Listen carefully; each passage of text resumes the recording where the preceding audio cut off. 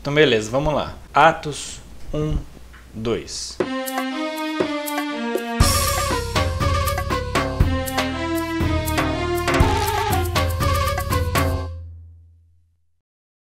Olá a todos, sejam muito bem-vindos ao canal Bíblia Clara. Meu nome é Rafael, eu tenho 37 anos, sou pai de 4 filhos lindos, casado com uma esposa maravilhosa. E junto nós temos enfrentado todas as barras de uma família normal, que vem tentando aos pouquinhos colocar a lei e o mandamento de Deus tanto na nossa mente quanto no nosso coração e aplicarmos isso no nosso dia a dia. É uma incumbência do nosso Criador, mencionado de Gênesis e Êxodo até Apocalipse, conforme nós vimos em todos os vídeos nesse canal, em 100% dos vídeos desse canal, e conforme o salmista do Salmo 119 deixou tão claramente que é uma lei linda, e ele pediu para que abrissem os olhos dele para contemplar toda a lei, e aqui nós em casa fazemos a mesma coisa. Sei que muitos irmãos aqui no canal também tem feito a mesma coisa, em prol da glória do nosso Criador. Aqui em casa nós chamamos o nosso Criador de Hu, que é o que a gente lê no tetragrama. Tem gente que chama de Yahuwah ou Yahweh, e tem gente que chama de Javé ou Jeová. Mas indo direto ao assunto, nós temos falado há muitos vídeos consecutivos sobre o apóstolo Paulo, desde o nascimento de Paulo, passando pela infância, juventude, já na fase adulta, a relação dele com os fariseus, e agora nós entramos no livro de Atos, já nessa minissérie Atos de Paulo. Eu convido vocês também a assistir a série desde o início. Mas hoje vem uma surpresa.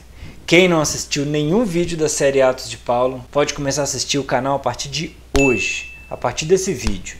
Nós comentamos sobre Atos 1.1, numa sequência de vários vídeos, desses vídeos vermelhinhos. E agora nós vamos entrar em Atos 1.2, onde já não mais vai haver polêmicas sobre especulações, hipóteses e outras teorias paralelas aos textos, mas sim nós vamos usar o paralelismo dos textos do Evangelho para poder comentar Atos e Lucas.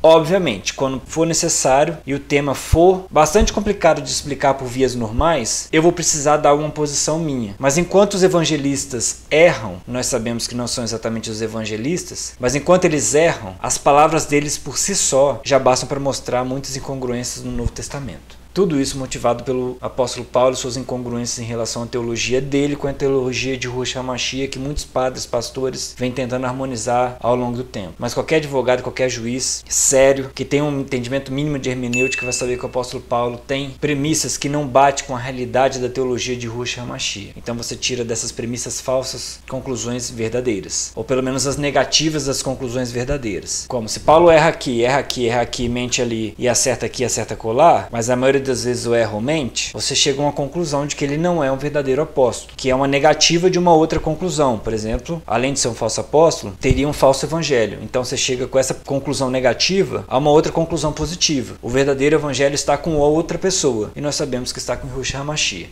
Então nós comentamos em Atos 1.1, durante todos esses vídeos vermelhinhos, a questão referente para quem Lucas escreveu o seu evangelho e o livro ou carta de Atos. Vamos tratar como um livro, porque seria uma carta muito grande. Já passa da consideração de que aquilo seria uma carta e passa a ser um livro. Então, entrando em Atos 1.2 agora, convido vocês a assistir toda a minissérie até este vídeo, que fala sobre basicamente Atos 1.1. Atos 1.2 comenta o seguinte, ó. Eu vou ler trecho a trecho e vou comentar trecho a trecho na medida do necessário. Então vamos dar uma olhadinha no texto em geral, depois eu comento. Em Atos 1.2, Lucas fala bem assim: até o dia em que Jesus foi recebido em cima, depois de ter dado os mandamentos, pelo Espírito Santo aos apóstolos que escolhera. E o restante aqui são comentários meus. Então são relatos que Lucas escreveu até o dia em que Jesus teria sido recebido em cima. Nós presumimos que seja os céus, ou no Novo Testamento tem muitas vezes que se fala o céu no singular, mas no Antigo Testamento, que é o nosso texto filtro, nós sabemos que são céus, são os Shamayim, ou os Shemim, né, para quem retira as vogais aí. Só que antes dele ter sido recebido aos céus, ele deu mandamentos pelo Espírito Santo aos apóstolos que ele escolheu. Sobre os apóstolos que ele escolheu. Não há nenhuma evidência no Antigo Testamento de que o servo do Senhor, o servo de Hu, Yahuwah e Yavé, escolheria apóstolos. Alguns textos falam sobre ramificação, e aí alguns teólogos cristãos acreditam que essas ramificações seriam os 12 apóstolos. Outros colocam nas costas dos nazarenos, que também é um grupo que não aceitava Paulo, assim como os ebionitas, rejeitaram por completo o ensino de Paulo. Então não dá para entender que os nazarenos hoje não fazem a mesma coisa do que os nazarenos no passado. Isso é citado por vários pais da igreja, que eu acho que os nazarenos de hoje não estão estudando teologia direito. Eles não conseguem ler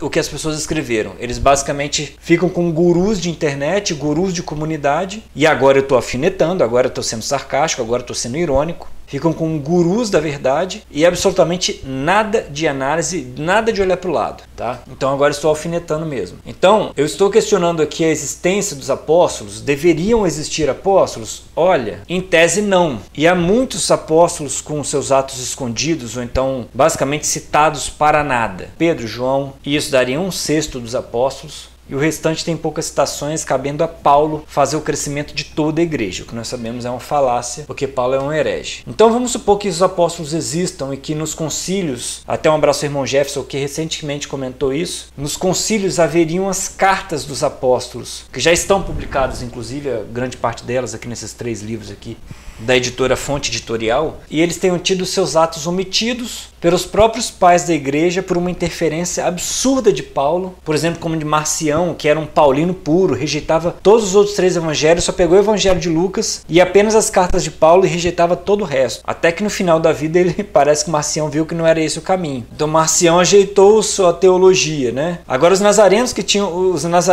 e os ebionitas que tinham uma teologia certíssima, rejeitavam todo Paulo. Os ebionitas a princípio sumiram do mapa e os nazarenos voltaram a aceitar Paulo. Então fizeram uma involução ao invés de uma evolução dentro da sua teologia, por aceitar Paulo de volta. Então vamos partir do pressuposto que apóstolos deveriam existir.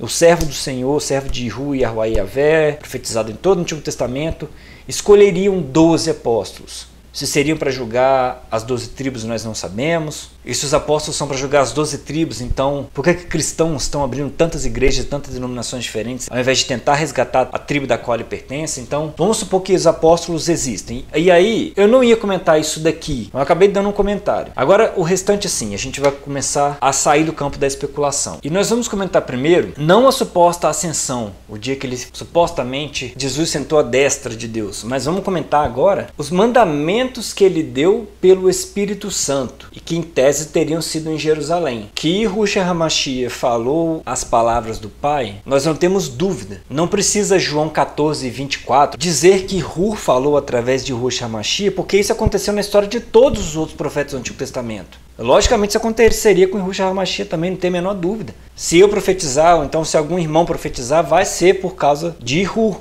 que deu o Espírito, o Ruah, dele para um profeta falar. Pronto, acabou. Mas se a gente analisar certinho os tais mandamentos, as ocasiões em que Yahushua HaMashiach deu os mandamentos, nós vamos ver, por exemplo, em Mateus, e agora deixa eu abrir a tela aqui, nós vamos ver o seguinte. Contextualizando, Yahushua HaMashiach teria dado ordens no que seria a terceira aparição geral dele, que a primeira teria sido a Maria Madalena e as mulheres, se você contar como uma ou duas aparições. Segundo João, somente a Maria Madalena. Segundo os outros evangelistas, há um grupo de mulheres. A segunda aparição teria sido naquela tal de estrada de Emaús. Isso aí eu vou deixar para comentar depois. E a terceira aparição teria sido aos discípulos e em Jerusalém. E seria a primeira aparição aos discípulos ajuntados, né? E um detalhe que ninguém percebe: Tomé não estava nessa primeira aparição, conforme João 20, dos versículos 24 e 29. E desses 2 discípulos da segunda aparição, do que seria a segunda aparição na estrada de Emaús, Pedro estaria ali. Então foi dali que Paulo tirou, 1 Coríntios 15:5, de que ele foi visto por Quefas e depois pelos 12. Aí o que eu faço aqui? Deixa eu dar uma voltadinha agora, botar um preto e branco aqui para vocês entenderem o que eu faço. Ó, depois eu vou mostrar isso com mais calma, gente. E aí eu coloco como um ponto, um texto geral sobre a ressurreição até a suposta ascensão. Então, as mulheres visitam o sepulcro, a forma como a pedra é removida, o tal do homem, ou o anjo, ou os anjos, ou os homens que estavam lá, cada um apóstolo fala uma coisa diferente. A mensagem deste ser que removeu a pedra, então destes seres que removeram a pedra, cada um fala uma coisa diferente. Quando tem texto paralelo assim, é porque fala basicamente a mesma coisa. E aí tem as variantes. A primeira aparição, João relata a aparição a Maria Madalena, em Marcos também. E aí ela aparece as tais mulheres que Mateus comenta. Então era mais de uma, não seria só Maria Madalena. O relato dos guardas, que só Mateus fala. O relato dos apóstolos informado, que Mateus não fala nada sobre isso, dos apóstolos de Pedro e João terem ido correndo. E aliás, nós não sabemos se é João exatamente, de irem correndo ao sepulcro. Não há relato nenhum de Mateus sobre isso. A segunda aparição na estrada de Emaús, que nem João e nem Mateus falam nada, somente os discípulos de Paulo falam, que é Lucas e Marcos. Somente os discípulos de Paulo. Somente os discípulos de Paulo. Com Lucas dando um historião aqui gigante, com Jesus sendo extremamente agressivo aqui, ó. E aí são revelados quais são os dois discípulos, né? Que é o tal de Cleopas e Simão Quefas. Daí Paulo tira de que ele apareceu a Quefa e depois aos 12, e aí chegamos no relato da primeira aparição aos discípulos ajuntados, onde Tomé não estava e Judas Iscariotes tinha suicidado. Então Paulo errou. Aí eu coloco aqui o paralelo no texto de 1 Coríntios 15 com um asterisco do que se trata, foi visto por Quefas, e depois eu coloco pelos 12. Então eu coloco 1 Coríntios aqui em duas partes diferentes. Vamos focar aqui só no 1 Coríntios, depois pelos 12. Nesse ponto aqui, ou Marcos erra porque Tomé não estava, ou João mente, né? Porque quando ele aparece em Jerusalém aos 11, Lucas se isenta, não fala quantos apóstolos estavam ali, e João faz a mesma coisa, mas relata depois que Tomé não estava. E aí, Mateus não fala nada. Desde o relato dos guardas, olha lá, os guardas informam o chefe sacerdote, até a aparição na Galileia. Mateus não fala nada. Isso aqui é Atos, ó, tá na coluna de Mateus, mas é Atos. Agora João relata que foi aos 11 com Tomé. E aí, por exemplo, há uma divergência no relato, porque Lucas está falando aqui ainda da primeira aparição aos discípulos juntados, não estava falando da segunda aparição. João já está falando da segunda aparição, de uma segunda aparição aos discípulos ajuntados. Então, por exemplo, esse texto poderia encaixar, ele poderia sair daqui, ó, eu poderia recortar ele tranquilamente e encaixar ele aqui, por exemplo. Ainda pego o versículo 51 também, junto com Marcos 16, 19, recorto e encaixo, por exemplo, aqui, e dou como encerrado o relato da aparição em Jerusalém, porque aqui ele já teria ascendido aos céus. E aí João coloca do nada aqui uma aparição ao Tomé 8 dias depois, que ele fala aqui embaixo, ó. E outra vez ao seu discípulo 8 dias depois, agora com eles Tomé. Então eu não fiz isso por respeito ao relato de João. Então eu desfiz isso daqui e coloquei... Nem sei quantos aqui que eu vou ter que dar. Vamos supor que eu tenho que dar 3 aqui. Pronto, vamos ver. Aí eu restituí o relato de Lucas aqui e os dois relatos aqui, ó. Colocando a aparição de Tomé como... Aqui está errado. Aqui é a segunda, não é a continuação. Por isso que está em vermelho. Eu estou acertando agora ao vivo, ó. A segunda aparição aos discípulos ajuntados, só que Lucas está falando aqui, Lucas e Marcos estão falando aqui da primeira aparição ainda. E Marcos fala da aparição em Jerusalém, e Lucas está falando que isso ocorreu em Betânia, aqui. Que é próximo a Jerusalém, mas não é Jerusalém em si. Acho que são 10 quilômetros de Jerusalém. Conforme Lucas 24:33, ele estava em Jerusalém, e conforme Marcos 16:14 também estaria em Jerusalém. Aí Jesus teria se mostrado, né, aos apóstolos os ferimentos e tal. Lucas 24:36 até 49 confirma que ele está em Jerusalém. E aí Jesus os leva para Betânia. Seria então uma parte ainda da terceira aparição, que seria a primeira aos discípulos ajuntados. Então eu posso pegar, por exemplo, isso daqui e deletar. Entendeu? Só que aí eu coloco essa aparição de Lucas como se fosse a quarta aparição e a segunda aos discípulos ajuntados. Então, está definitivamente uma embolação, uma contradição entre os apóstolos. Só que eu vou manter a quinta aparição ainda, porque eu não sei onde eu vou colocar isso daqui. Para mim parece uma quinta ocasião, mesmo que não seja uma quinta aparição, é uma quinta ocasião. E agora eles estão em Betânia, segundo Lucas, mas em Marcos, ainda em Jerusalém, e ainda lá na primeira aparição aos discípulos ajuntados. Lucas seria ou a primeira ou a segunda aparição. Para eles é irrelevante o fato de Tomé não ter estado na primeira aparição e na segunda aparição 8 dias depois, assim, aí sim Tomé estava. Era como se Marcos estivesse colocando sua história aqui para cima. Só que pelos relatos aqui das falas de Lucas e de Marcos nós vemos que não. Então está uma embolação geral, não dá para bater o martelo, não dá para definir nada, porque os evangelhos estão totalmente em contradição em muitas partes, e essa parte da ascensão é um absurdo, porque Mateus não fala sobre ascensão e João também não fala sobre ascensão nenhuma, sendo que João seria o cara perfeito para falar sobre ascensão e o sentar à direita de Deus, né? E os dois discípulos de Paulo, Marcos e Lucas, falam sobre ascensão e sentar à direita.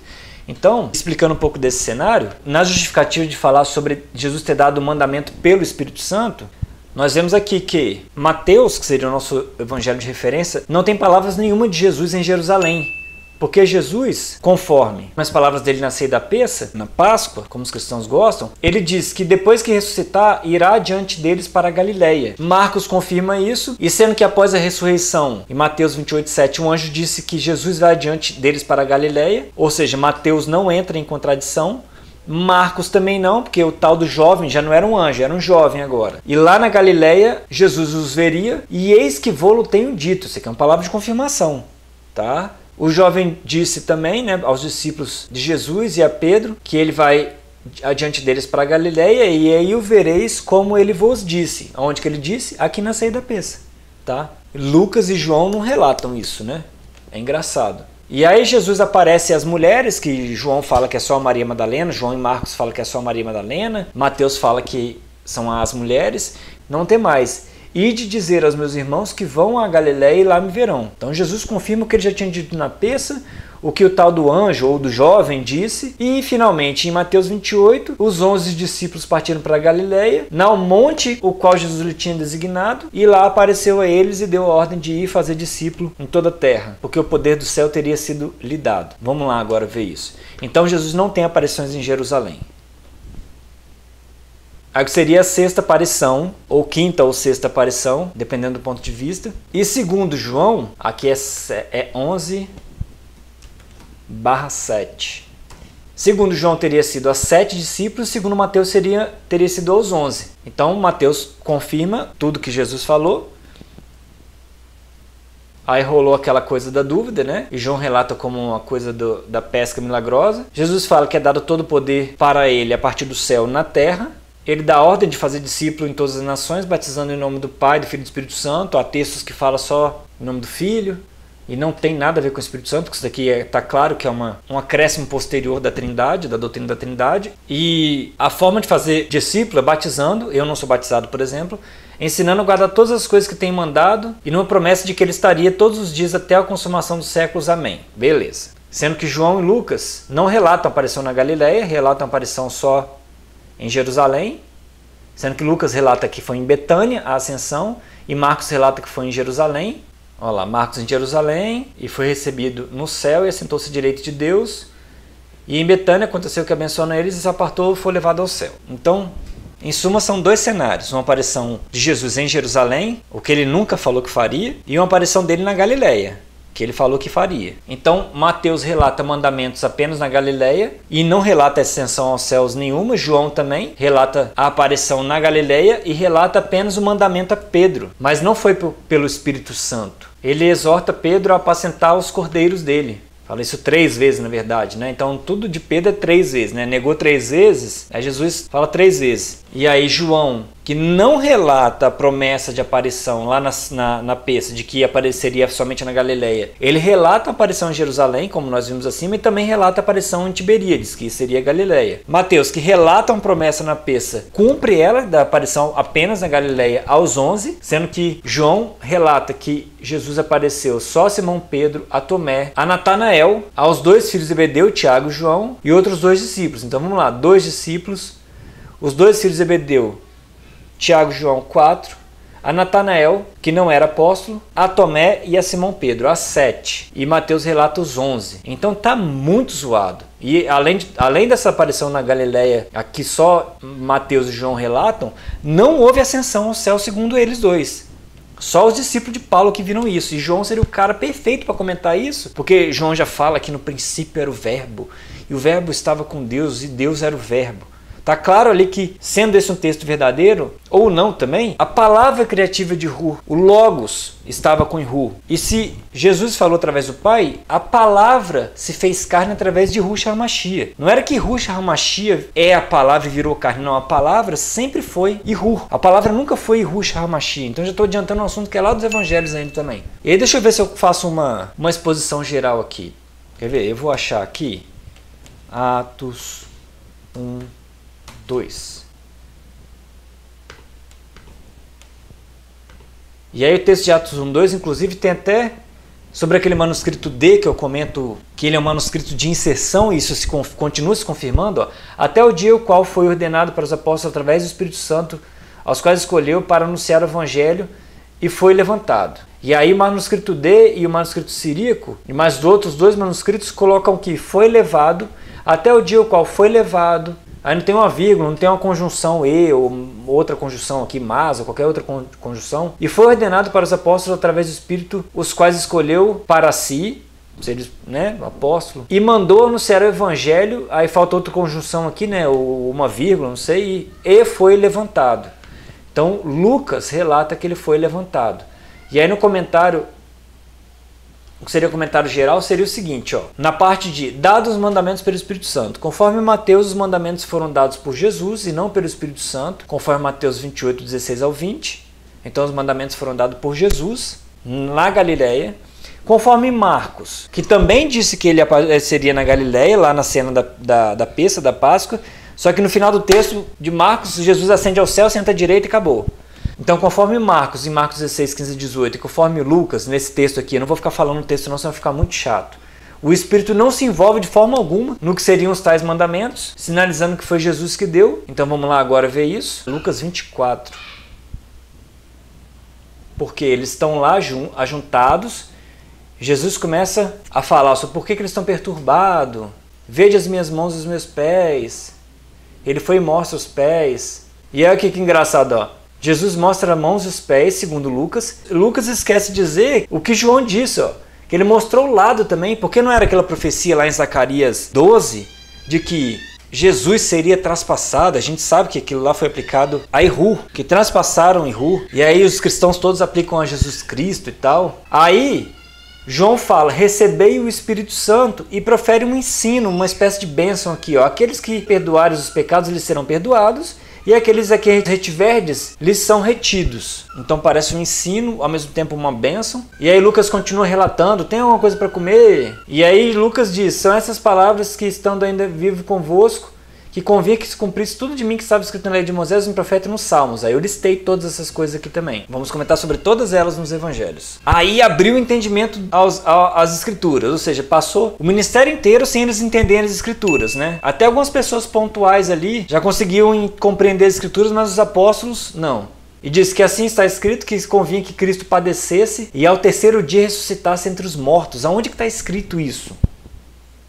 No Antigo Testamento, em Oséias 6:2, vamos dar uma olhadinha nesse comentário aqui. Eu comentei rapidinho. Onde é que está escrito isso? Isso aí seria para o comentário dos evangelhos, né?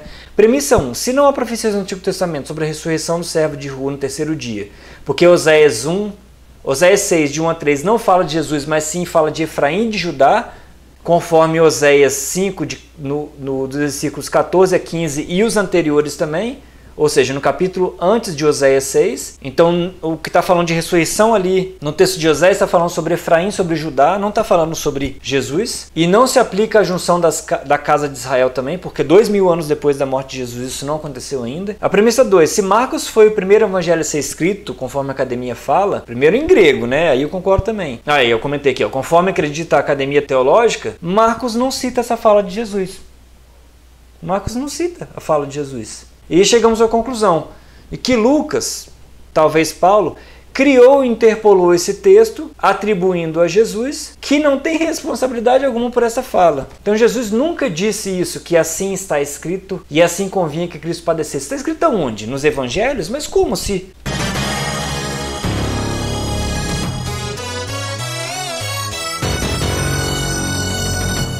Gente, vamos raciocinar. Isso não está escrito no Antigo Testamento porque a questão de padecer e ao terceiro dia ressuscitar está falando sobre Efraim e Judá, num outro contexto e que isso ainda não se cumpriu.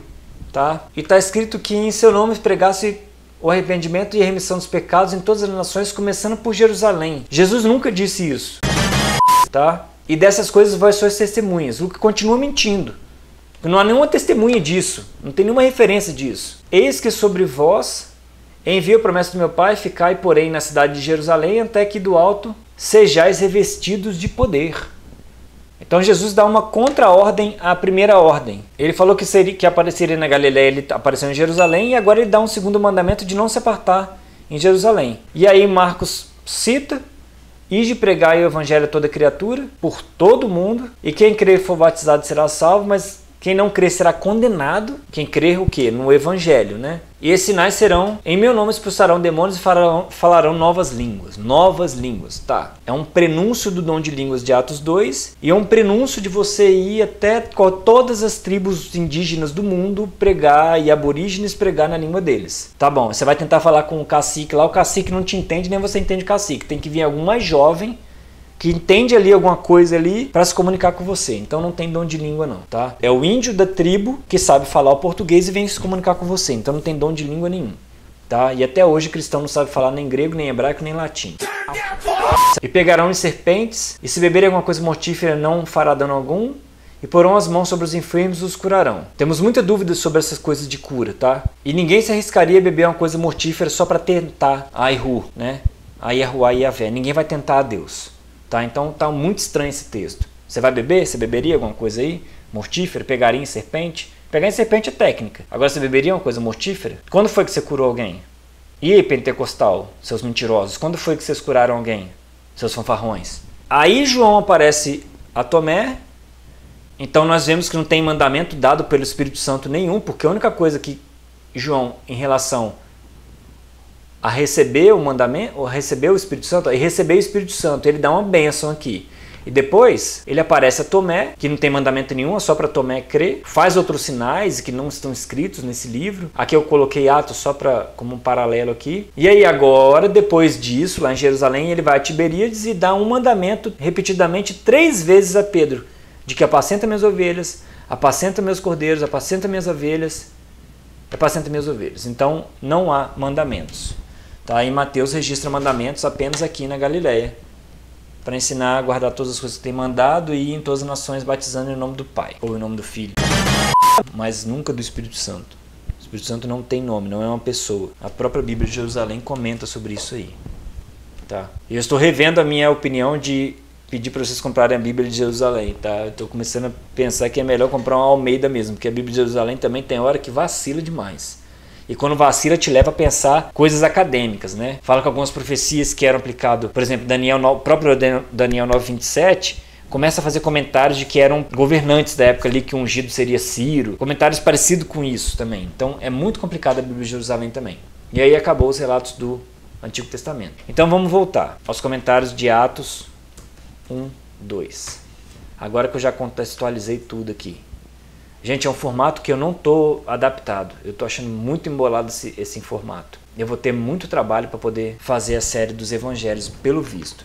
Então vamos lá. Conforme Mateus, os mandamentos foram dados, não foi pelo Espírito Santo, mas pelo próprio Yahushua HaMashiach. Conforme Marcos e conforme Lucas, o Espírito Santo não se envolve no que seriam os mandamentos, sinalizando que quem foi que deu os mandamentos foi Jesus. E conforme João, nesse texto aqui, Jesus proveu o Espírito Santo e ele faz isso por si só. Ele profere isso por si só e não pelo Espírito Santo, que seria um ensino ou uma bênção, depende do que você enxerga ali. Mas não era um mandamento. Agora a questão do dado mandamentos. Marcos e Lucas citam os mandamentos dados por Jesus em Jerusalém, logo antes da ascensão, né, conforme esses textos aqui. Mateus relata os mandamentos dados apenas na Galileia, de ir fazer discípulo, conforme esses textos aqui, e não em Jerusalém. João relata apenas um ensino, essa bênção que a gente comentou, que foi dado coletivamente, mas dado em Jerusalém, conforme João 20:23. E João, na Galileia, fala sobre um mandamento individual dado a Pedro, conforme João 21:16-8. Local de aparição aos apóstolos. Lucas, além de citar a aparição apenas em Jerusalém, não cita a promessa que Jesus fez na besta de aparecer na Galileia. E o Mateus e o próprio Marcos relatam isso, conforme esses textos aqui. Só que Marcos se contradiz, porque Marcos mostra a ascensão em Jerusalém e não mostra a aparição na Galileia. E Mateus faz certinho. Não relata a aparição em Jerusalém, então beleza, correto, conforme o Yahushua HaMashiach falou, que ele irá antes a Galileia e lá o verão. E João relata a aparição na Galileia de uma forma estranha, mas não relata essa promessa. E eu posso até acrescentar aqui, e ainda relata a aparição, em maiúsculo, em Jerusalém. E aí, ó, até o dia que foi recebido em cima, na ascensão, né? Marcos e Lucas relatam a ascensão. Ô, gente, agora que eu tô reparando que vocês não estão conseguindo ler direito alguma coisa aí. Ó, Marcos e Lucas, discípulos de Paulo, relatam a ascensão, sendo que Marcos deveria relatar também a prometida aparição na Galileia, mas não relata, porque, segundo ele, Jesus foi ascendido aos céus. Mateus e João não relatam a ascensão, sendo que Mateus relata a promessa da aparição e a própria aparição, e João não relata a promessa, mas relata a aparição tanto em Jerusalém quanto na Galileia. E aí fecha os comentários de Mateus 1:2. E eu estou muito duvidoso sobre esse formato de vídeo. Eu não sei se vai ser legal ou não. Tá? Então tá resumido aí no slide. E aí sobre a variante textual do manuscrito D, que vem sempre colocando palavrinhas para harmonizar, junto com o manuscrito siríaco, que são os dois manuscritos grandes que sempre fazem isso, eles colocam que até o dia qual Jesus foi levado aos céus, né, o manuscrito D tentando harmonizar tudo, e foi ordenado para os apóstolos através do Espírito Santo, ao qual escolheu para si, e mandou anunciar o evangelho e foi levantado. Então, Lucas, conforme o seu próprio anúncio no seu Evangelho de Lucas, que colocou todas as coisas que Jesus fez, ensinou de modo ordenado e fez uma acuração sobre os fatos, e nós podemos ver que isso é absolutamente questionável de acordo com esses números aqui. Quer ver? De acordo com esses números aqui, que ele não relata 30% de Mateus, 21% de Marcos, não relata cerca de 77% de João. Então, nós podemos questionar Lucas ser um acurador dos fatos, e nós podemos duvidar de Atos, né? Porque conforme nós vimos, ele não deu mandamentos pelo Espírito Santo, ele apareceu em Jerusalém, e segundo o próprio Lucas, de lá ele ascendeu aos céus, então ele não apareceu na Galileia, segundo Lucas, então não tem essa aparição na Galileia e Lucas, então Lucas não tem de modo ordenado e não fez uma curação correta sobre todas as coisas que Jesus fez e ensinou, conforme a introdução no próprio evangelho dele. Nós vimos que nem todo mundo acredita que ele deu mandamentos, o que de fato em Mateus ele faz, e em Marcos também ele relata isso, mas nem o próprio evangelho de Lucas diz ter sido exatamente os mandamentos de ir fazer discípulo em todos os lugares, então faltou isso também. Uma grande palavra de Jesus é o motivo do proselitismo religioso do cristianismo atual, e isso cansa muito, ficar sendo prosélito, você recebe muito tomate na cara também, e Jesus não relata o que teria sido importante mandamento de Jesus. Então há essas contradições, sendo que o que dita a contradição é Mateus 28 e João 21, que os mandamentos centrais foram na Galileia, o mandamento a Pedro, sendo que João 20 e 23 não foi um mandamento, foi ali um ensino ou uma bênção, dependendo do ponto de vista, mas segundo Mateus sim foi um mandamento. E segundo esses dois textos, não houve ascensão aos céus, houve aparições na Galileia e não em Jerusalém, e não houve assentamento à direita de Deus. Lucas, seu mentiroso.